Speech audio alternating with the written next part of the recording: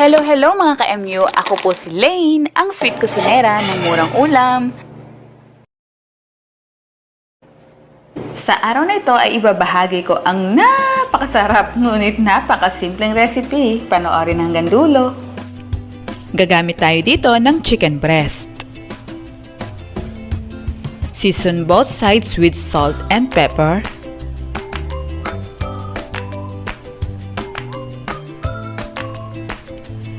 At balutin ito sa plastic wrap.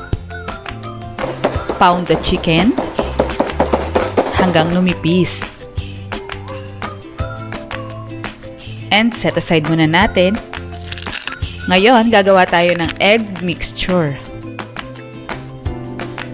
Combine eggs, all-purpose flour, salt, pepper, garlic powder, and paprika.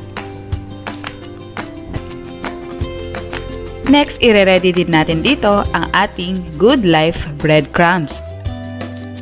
These Good Life Japanese style breadcrumbs are made from high-quality ingredients. It is processed using advanced Japanese technology to give you the best quality and budget-friendly breadcrumbs.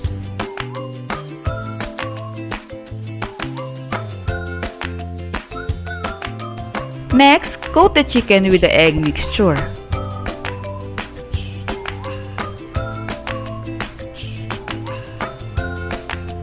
And i-cover natin siya sa Good Life breadcrumbs.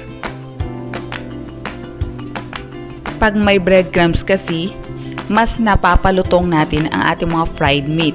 It makes our fried meat crunchy and locks in the juicy goodness in every bite. At aminin natin, nakakadagdag talaga ng gana kapag crunchy ang kinakain natin. Napapadami ang kain.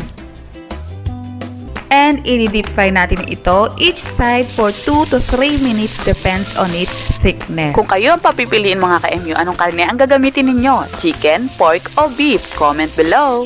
Grabe pag piniprito to, napakabango.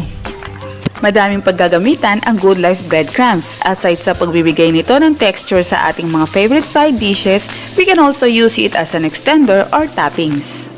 At ang perfect dipping sauce dito ay ang combination ng soy sauce, Worcestershire sauce, ketchup, and sugar. I-set aside at balikan natin ang ating piniprito.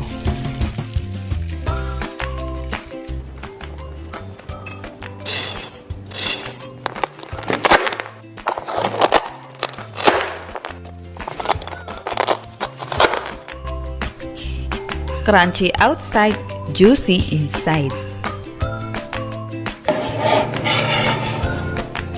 Narito na ang ating chicken katsu.